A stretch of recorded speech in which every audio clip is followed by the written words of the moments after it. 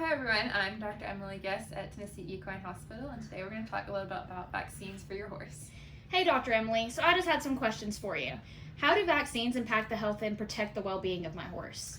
Well, horses are susceptible to many diseases that can be contracted from their environment, and using vaccines we're able to decrease the risk and the severity of some of these diseases. How this works is that the vaccine primes the horse's immune system by causing them to make antibodies to specific pathogens that are included in the vaccine. And then when the horse is infected with that pathogen, the immune system is ready to attack it, which then causes the horse to display no or limited clinical signs compared to what it would have had if it was not vaccinated. Awesome. Does my horse's lifestyle factor into what vaccinations my doctor will recommend? Definitely. So there are some vaccines that we recommend for all horses regardless of lifestyle, and these are vaccines for diseases that the horse can get from its environment, such as diseases contracted from insects or from the soil.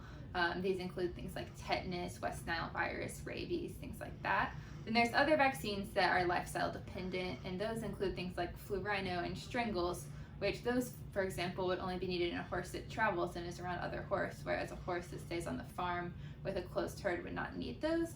So you should consult with your veterinarian and they'll recommend the best lifestyle vaccines for your horse. Why is it important to get an annual Coggins test?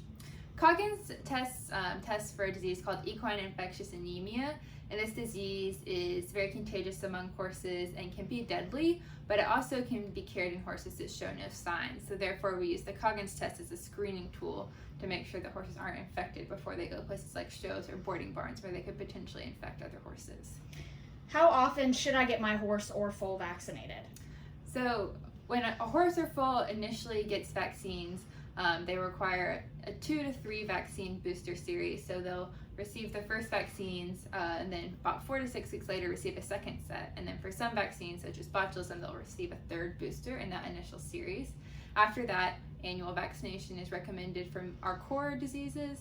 And then we recommend more frequent vaccination for flu rhino for those horses that do travel and show, and that can be every 3 to 6 months. Awesome. What diseases are prevented with vaccinations? Well, as you can see in our vaccine fridge here, we have very many options. The core vaccines for horses that we do here include tetanus, rabies, West Nile virus, Eastern and Western equine encephalitis. And then we also offer many other vaccines including botulism, flu rhino, strangles, leptospirosis.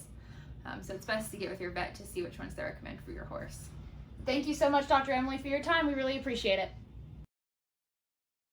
If you have any questions regarding this or any other topic, please give us a call at our main hospital at 615-591-1232 or visit our website at www.tnequinehospital.com. We are always here to help you and your horse.